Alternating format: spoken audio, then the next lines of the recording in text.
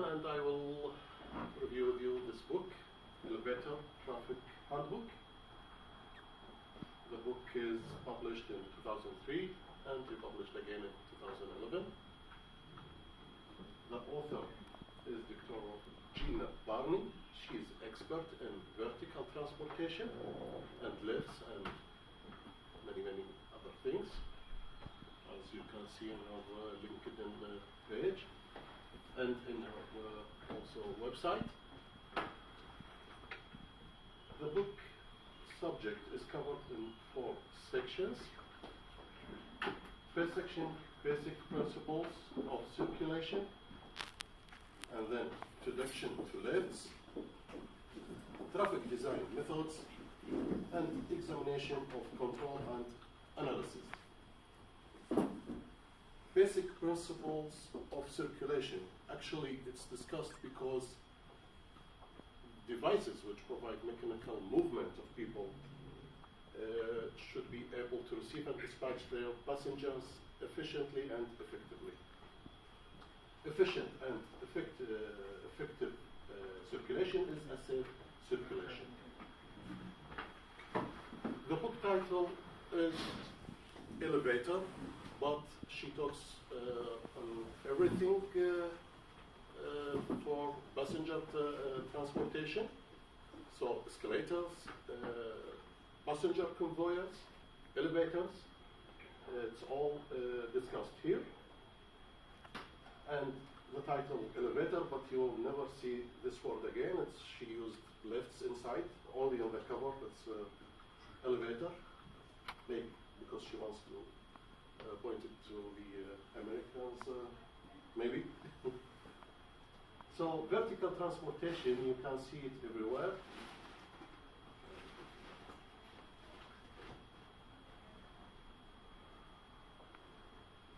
Inside buildings, like shopping malls, for example, and outside buildings.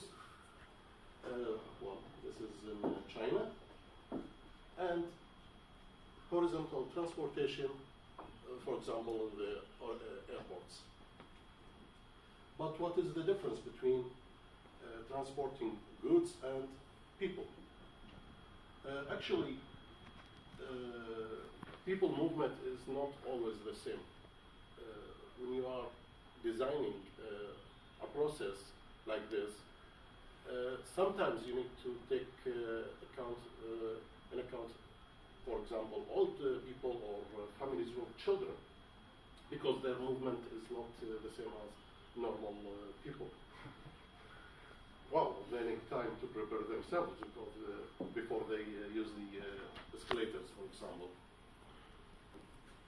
And what else? It's human behavior also. It's sometimes unpredictable. People needs or tends to keep their interpersonal distance for many reasons.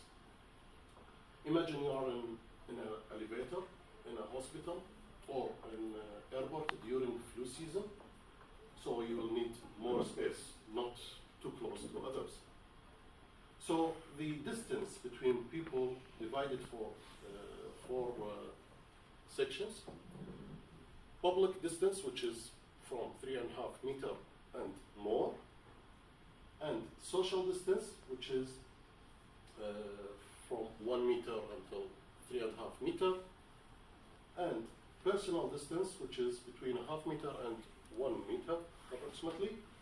And intimate distance, which is less than 0.5 meter, or there's no distance at all. It's in the book. No.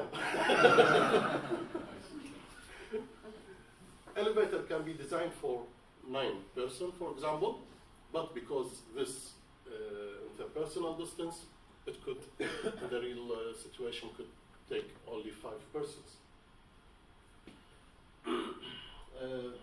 Some places in the world, there's people need different interpersonal distance. For example, in the Middle East, women need more space than here, for example. So if you design it for 9, it will fit maybe only 5. But what other circulation factors? what is the difference between shopping centers and designing escalator in hospital or airport or train station, for example. Actually, sometimes we are looking for maximum flow or flexible flow of passengers, but in shopping centers, they are concerned more in selling. So sometimes they need you to take a half route in the floor. Maybe you will buy something before you go on. And I have this problem with my wife. So I found the answer is just to use the lift. Don't go there. Lift traffic design. What's the difference between office building and residential buildings? Well, they both use fast lifts, but what does that mean?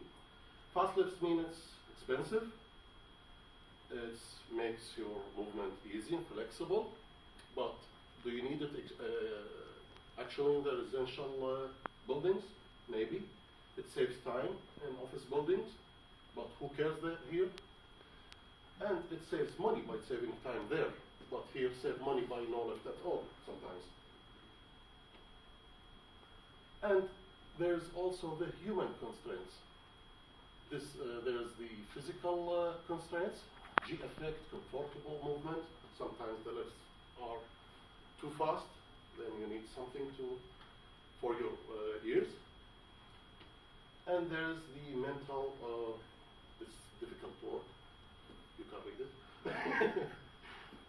Sometimes the employees, sometimes they don't care if there is delay during work, but when they leave, they want to go fast to their homes. So waiting times, she thinks it should be not more for office and residential buildings, for office not more than 30 seconds, and for the other one not more 60 seconds as maximum. And also there's the feeling safe, and there's no long transitions in the way. Also there's the traffic patterns, there's the peak time, and there's like a lunch time. And there's a difference between designing elevators, escalators for hospitals, universities, or cinemas and theaters. For example, in hospitals, people coming all the day. University here, each 2 hours at 9, 11, and so on.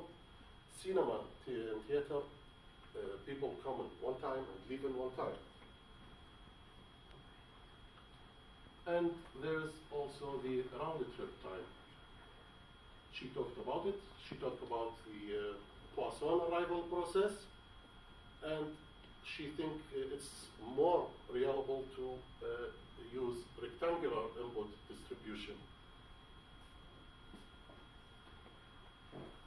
And there's also the passenger demand. There's the quantity, how many, and this is called the handle capacity. And there's the quality, how good is it, and what is the passenger waiting time. And there's also, you need to think about population estimation in the buildings.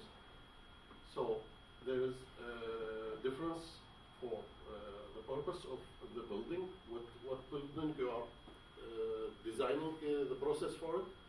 Is it residential or commercial or institutional? Everyone needs a different design. For example, here in the university, all lifts moving between the ground floor and 6th floor. Yes, it goes between, but not in the same rate. So, for optimizing such a process, waiting time and round-trip time, in the big buildings like this one, 110 stories, they use the express elevators. So for the first part of the building, you will just go to the local elevators until maybe 30 floors. Then you take express elevator, and then you can use it for the local lifts here, second part, and there's another express elevator for the third part. And she talks more about control. For example, if you press the button here, which lift will come to you? There's many examples and study cases in the book talking about how to optimize this process. My opinion, it's a great book. It's a handbook, so you need to take it with you wherever you go if you work in this field. And she talked more on optimization than mathematics or engineering part. More details, please read the book. And any questions? Okay, thank you.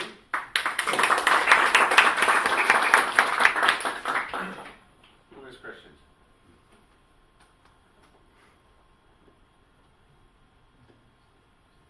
I have a question. So has the author, probably a stupid question, because has they also discussed the how the fairness for the passengers in the lift? Because like I remember a few years ago in my hometown there was a residential building, and there's a rule saying that if you live on the 6th floor, you have to pay more for the lift maintenance fee than people who live on the 1st floor because they use it more. They use more. Yeah. No, actually, she didn't mention that. There is tales of study cases or examples talking in too many optimizing solutions, but I didn't see such a solution. Maybe it's hidden somewhere. I didn't read it yet. You didn't talk about. You didn't give any formulas. Perhaps you did it on purpose. Yes, there's too many formulas, too many examples, and you can just use the examples and study cases for formulas. And what can you say about the solution techniques that she uses? She used optimizing processes all the time. What is the best way to for each building or each kind of buildings, and she said, unfortunate that architectures never ask expert people like her about this problem, so they usually build something and they found it wrong and it will not fit the real situation. I read the book because an architect once asked me to verify certain calculations, and I can remember that she has a lot of approximations. For example, this round trip time and the time for a lift to go up and down again. Yeah. And then she also explains in detail a simulation tool in which you can configure all your data, and then it can really simulate, and you enter the number of lifts, and then it does the job, isn't it? And there is also tables. There's tables she made it. It can be used for engineers, engineers. They can just use it. They will just find how many people's in this floor and which floor is it, and then they can find all the solutions ready for them. Yeah. If they want something ready. Yeah. I looked for books on this subject, and it seems like this is really the only book, technical book that's around on how to design vertical transportation in a building. It's a nice book. It's so fun. Any other questions? Okay, thanks again. Yes, I should have checked that before. The other two presentations are actually, these were names that we set here. The first